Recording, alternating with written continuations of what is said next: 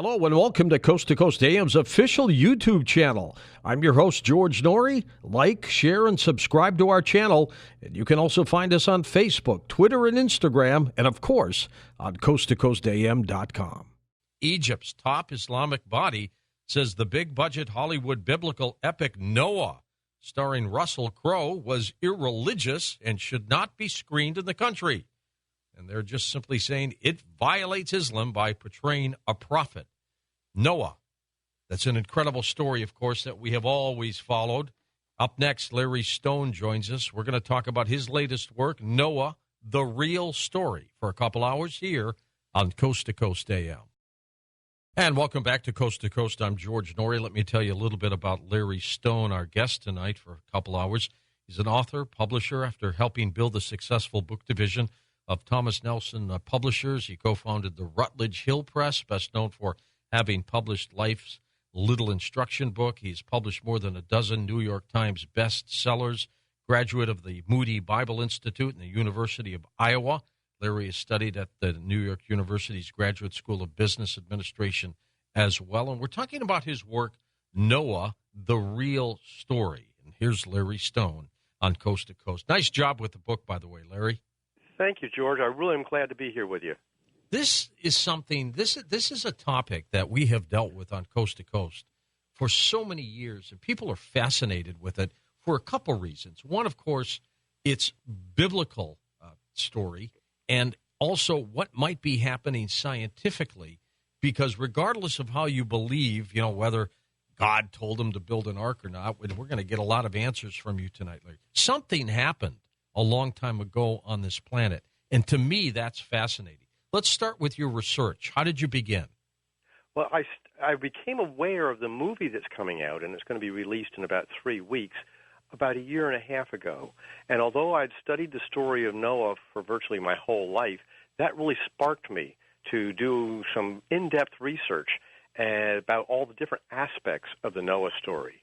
And one thing I was just going to mention, you said it's the Bible story, and it is a Bible story, and that's how most of us know it. But you just told a news item about how in Egypt they don't want to show the movie because it's picturing the prophet Noah. That's and right. for all the Islam people that believe in the Koran, the story's in there too. I wonder if they know that. They should. They read Yes. it, don't they? There's a Noah story in the Koran that is almost identical to the one in the Bible. Now, this story of Noah, when did it apparently happen? 5,000 years ago? Longer than that? About 5,000 years ago. There's a lot of course, controversy, but people that believe that the flood really happened, that Noah really built an ark, usually identify that as about 5,000 years ago. You're absolutely right. Let's talk about the biblical story first and foremost. Tell us about God talking to Noah, and what did he tell him? Well, God looked down on the earth, and he saw that mankind was evil, wicked, violence.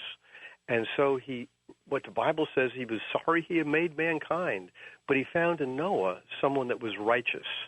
And so he said to Noah, I'm going to destroy the world and destroy the animals and the people, but I want you to build an ark for the saving of your family and the animals. And so Noah obeyed God, and God gave him certain instructions on how to build the ark. Not a lot, but just a little bit. And Noah built the ark, and for over about a year, he and the animals and his family were on that ark. And then eventually the waters receded, and they came out and repopulated the earth. So we say that we're all descended from Adam and Eve, and we are, but we're also all descended from Noah and his family. Some say that what Noah brought on his ark was not physical animals, Larry, but DNA of almost every species on the planet. What do you think of that? I would guess my question is, how would he get the DNA to bring them on? And how do you bring on DNA of an elephant without bringing on the elephant? And then what do you do with it when you land? I think he brought a real elephant, or two real elephants for that matter. Okay, but theoretically, though, there's no way he could have put every kind of species on this planet in that ark. It wasn't that big. You're absolutely right. And the question comes, God said to bring 2 animals of every kind. And the question then is, what is a kind? Does it mean a species? Well, there are millions of species, and if you had 2 of every species, you're right, you couldn't fit them on the ark. Or does a kind mean a genus?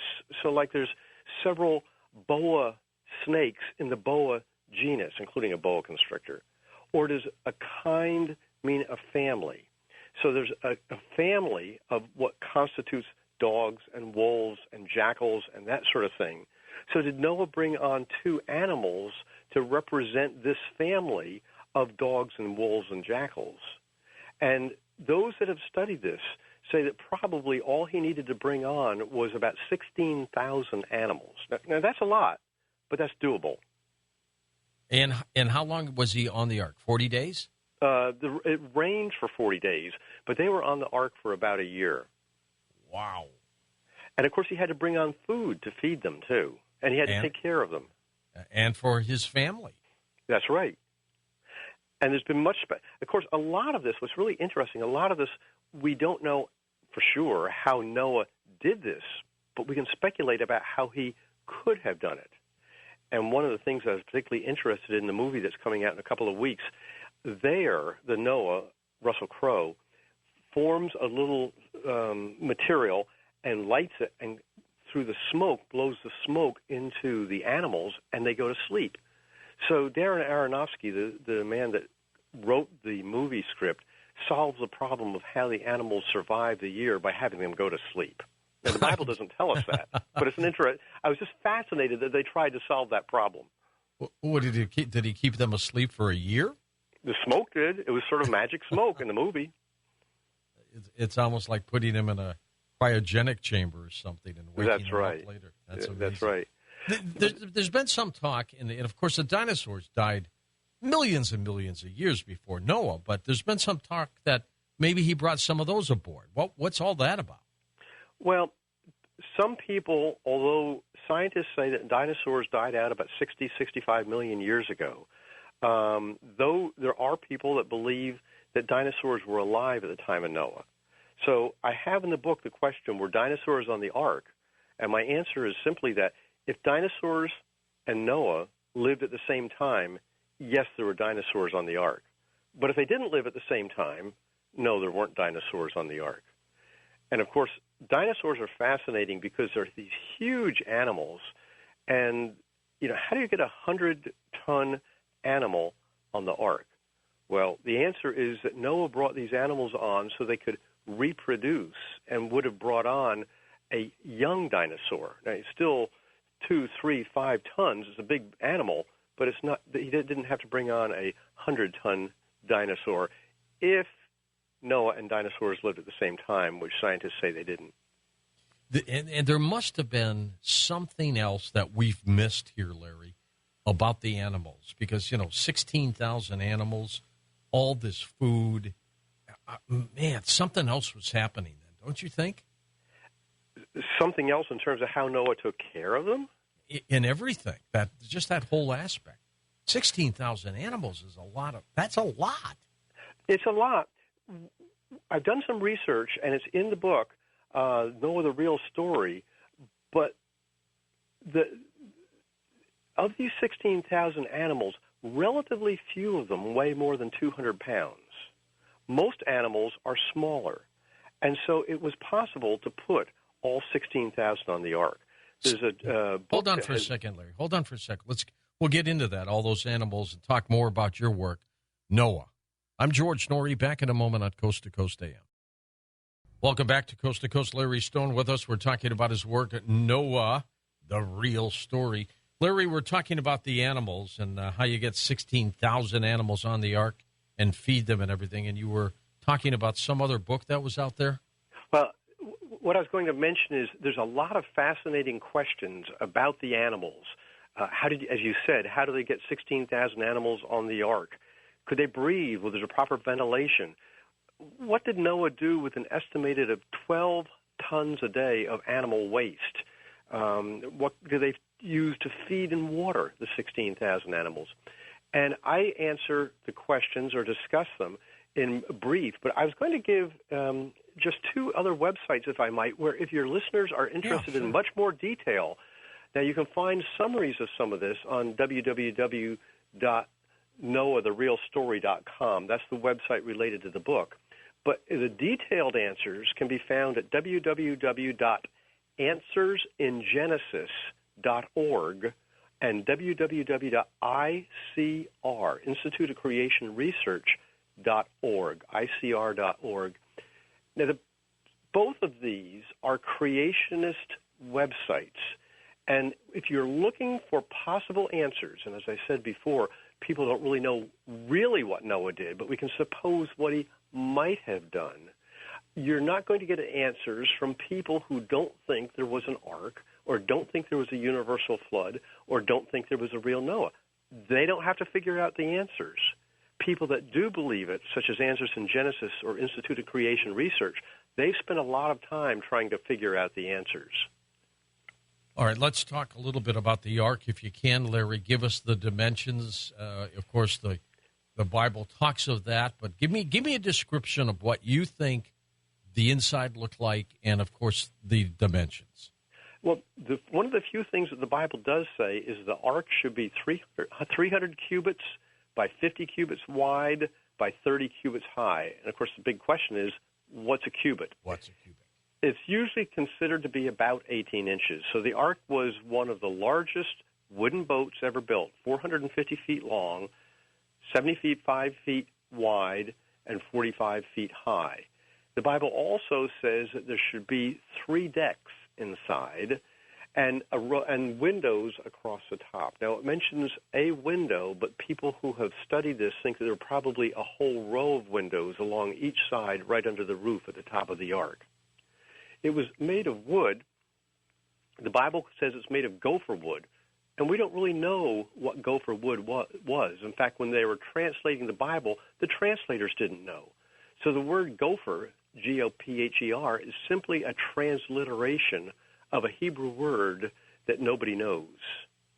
It was, in essence, a great big box, and some people think that the Hebrew word for ark has some relation perhaps to the Egyptian word for coffin. So it looked like a coffin. Now, in the last month or two, there have been some news stories saying that Noah's Ark was round. And what that's talking about is a discovery that was made, and there's a tablet that was just put up in the British Museum of a description, a very detailed description of a boat made. The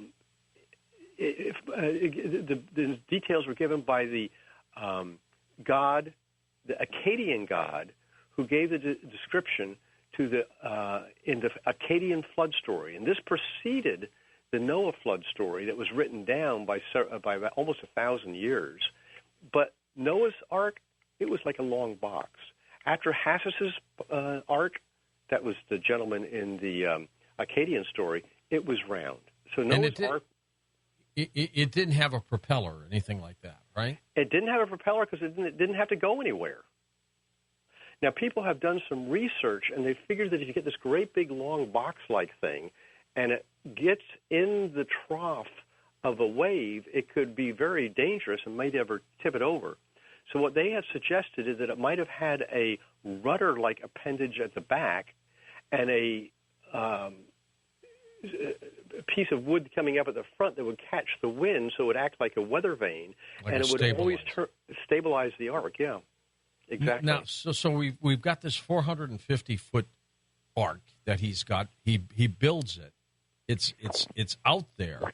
How does he get the animals on there? Well, the Bible says God brought them to him, and so the animals came from all over the world and came to Noah, and they went on the ark. Did he may have led them up onto the ark? I don't know. But they came and they got on the ark. Now, one question that people raise is, well, how did kangaroos get from Australia to wherever Noah was? And one theory is that before the flood, there was, in essence, one continent called Pangaea with water all around it. Mm-hmm. And so we think of the flood as being just a lot of water. And actually, it was a very catastrophic time where the Pangaea began to break apart during the flood. So the animals didn't have to go from faraway islands to where Noah was. It was still far away, but they would have had to go on Pangea to where Noah was. Okay, so he loads up the animals. He's got them all on. His family's there. Then what happens? Tell me about the flood. The Bible says there were actually about three different things that happened. The waters of the deep came up. And again, I'm going to refer to the movie that's about to come up. It's fascinating to watch. You can see this in the trailers of the movie. It's not just the rain, but the waters come bursting out of the ground, as well as coming down, as well as water coming from all over. So the waters came, and the ark rose up. Everybody not on the ark died. The story of Noah and the ark is a favorite Bible story that's found in children's Bible story books, but it generally doesn't convey the real horror and real tragedy of it, as there is so much death and destruction. Everything was killed except what was on the ark. Are we talking about a flood, Larry, in a region, or are we talking about this worldwide? That's always been up for debate. It has been up for debate. And the Bible says that it was a worldwide flood. Others think differently. For instance, Robert Ballard, who founded the Titanic, agrees with some gentlemen who say that it was a flood in the Black Sea. And he has gone down 400 feet under the current level of the Black Sea and found evidence of a civilization, which he thinks is Noah's civilization. All right. So he builds this ark. The waters start rising. They start start pushing themselves against the ark. The ark starts floating away. And so you say they float for about a year, and then he comes to rest on a receding water line on Mount Ararat in Turkey, right? Yes. And he sends out a dove, and it comes back. Then he sends out another dove, and eventually the animals, when they don't come back, he realizes that the water is receding, and so then he's able to open the ark once there's dry land. And the Bible says God blew wind across the land to help dry things out. And he and the animals exit the ark. He builds an altar. He worships God, and then they repopulate the earth. Amazing story. Now, is it possible an asteroid could have hit the planet, plunged into the ocean, and created all this water? That may have been part of an element. There is, about the same time, about 3000 BC, evidence of an 18-mile-across asteroid that landed in the Indian Ocean. And they're still researching this, but there is in the bottom of the Indian Ocean the evidence of this asteroid. Well, if you get an 18-mile asteroid that lands in the middle of the ocean, that would cause a mega tsunami. I mean, not just ones like we've experienced in the last couple of years, but a huge water going all over the world. That's 3 times the size of the asteroid that killed off the dinosaurs 63 million years ago. So that would be huge. I mean, absolutely. Definitely an Earth killer. What I have found with the Noah story is that there are so many different aspects to it. That's what makes it so absolutely fascinating. And in the book, Noah, the Real Story, I've tried to just introduce each of these aspects of the story to the reader. You have written about the ancient Chinese and that they knew something about the flood. Tell me about that. Well, what's interesting is the early Chinese characters were primarily pictograms. That is, they were drawings for what you're trying to communicate. They evolved, so there are very few pictograms left. But today, the pictogram, or the Chinese character for ship or large boat, is formed by combining the words for boat, for 8, which is the number of people on the ark, and person. Well, why would you put 8 and person with boat to say this is a large boat or a ship? Did they know about the story of Noah and the ark? It sounds like it. That could be. Yeah. That could be. And you talk about a muskrat saving the planet. What's that all about? Well, there's over 300 flood stories around the world. Certainly in the Middle East, there's I mentioned the Akkadian one and the story of Noah in the Bible and in the Koran. There's ones from India and Europe and Africa. In North America, though, the Chippewa were a people that lived around the Great Lakes, and they say that God flooded the world, and there was one man, Nanabojo, who survived with the animals on a log. Nanabojo is a character that is popular in many Chippewa tales. In fact, he's got his own Facebook page, which is sort of interesting. But he and the animals were sitting on the log, and the animal, he said, we need to go down and get some water, some mud to be able to make earth so we can live. So he tried to dive down and couldn't make it. And the other animals, the duck and the other animals, dived down, and they too could not make it. And so finally the muskrat said, I'm going to go down and get it. And the other animals started mocking the muskrat. You can't do that. You're nobody. And Nanabojo said, oh, no, you're if the muskrat wants to try, we need to let him try. And so the muskrat dived down, and after a while he came back up, and in his paw was a piece of earth.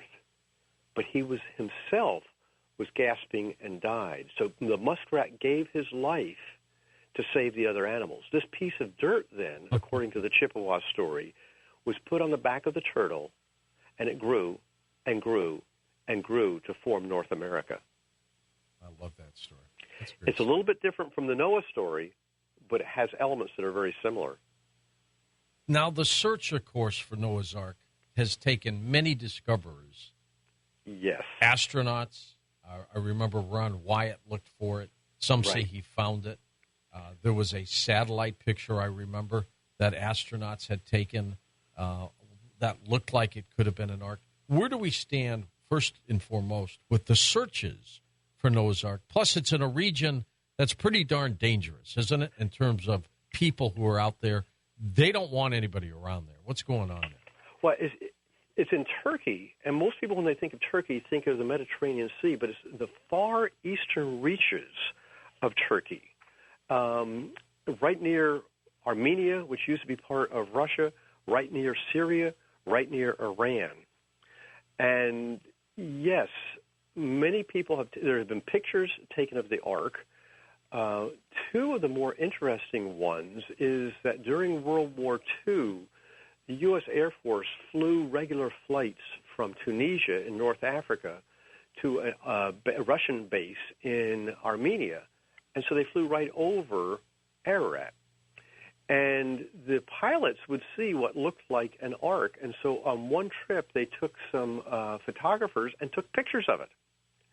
And there are any number of people who will claim and who will testify that they saw an article in the Stars and Stripes, which, of course, is the military newspaper during 1943, of the Ark. In fact, one gentleman says he remembers people were so intrigued by this Stars and Stripes article that the chaplain on his base preached a story about Noah. But for some reason, nobody has found that Stars and Stripes article. There was one man that saved it, but his wife took and threw it away. Oh, geez. There's another really interesting story of a oil explorer named George Green in 1950s. And he was at the time stationed in northern Iran or Turkey looking for oil. And he knew the story about Noah and Ararat. And so he got a helicopter pilot, and they went up in the helicopter and looked all around Ararat and saw the Ark. And he took good pictures of it. He then brought these pictures back to the United States and wanted to raise money to go back and look for the Ark on the ground. And so he showed them to 30, 40, 50 people. But he was busy. He also had his oil business and his exploration and geology business. And so he left the pictures for a while with a friend of his, but then he came back and got them and then went down to British Guiana to work in a gold mine or to help with a gold mine. The last we know about George Green is that he was found face down in the swimming pool of the hotel in British Guiana. And they went and looked in his room, and there was nothing taken except the contents of his briefcase. He was murdered. Yes. Yes. Where were the pictures? We don't know. Were they in that briefcase? We don't know. And it's just so fascinating that yet there's 30 people that will testify, yes, I saw those pictures. In fact, one man even drew out what they looked like. Larry, is that region melting now at Mount Ararat? That is a really good question, and I don't know the answer. I hadn't thought of the question, but I'll have to find out. I think it is. And if it is, you know, the rumor has always been that the Ark was under ice. Yes. Maybe, just maybe, this thing is going to pop right up again.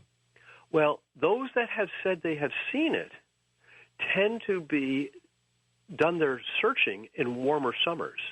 So I will read things like there's a gentleman named Ferdinand Navarra who's a French explorer, and he and his son in the 1950s say they found the Ark, but they say it was during a particularly warm summer. So that's an interesting effect of global warming. It sure is, if that's the case. I mean, my gosh, what a great discovery would that be. I have always said since I was a boy that if the discovery of Noah's Ark is ever proven, that it will tell you, and you would be then compelled to believe the stories in the Bible. All of it, from fallen angels to the apocalypse, the book of Revelation, all of it. Because if there's one major element there that is so far-fetched, but it's true, you've got to believe you've got to believe everything, don't you? Yes. And the Ararat was not far from Armenia, and the Armenians tend to live all around Ararat. And the Armenian people say that in the end of the day, end of the world, just before the end of the world, God will reveal the Ark to an unbelieving world. So they believe that it will become shown. Are there any expeditions now for the Ark? I don't know of any in the last year. Now, in 2012, there were a number. There was a Baywatch star, a former playmate named Donna D'Orecco, who went over there and looked for the Ark. There was Bruce Feiler, who wrote Walking the Bible, and he went over in 2012 and looked for the Ark. But there have not been any in the last year or two that I know of. All right, stay with us, Larry. We're going to come back and talk more about this. There was a past astronaut who went looking for Noah's Ark as well. You can tell us about that when we come back. Thank you for listening to Coast AM on our official YouTube channel. I'm your host, George Norrie, and don't forget to visit the Coast Insider membership area on coasttocoastam.com, where you can access our past, upcoming, and classic shows.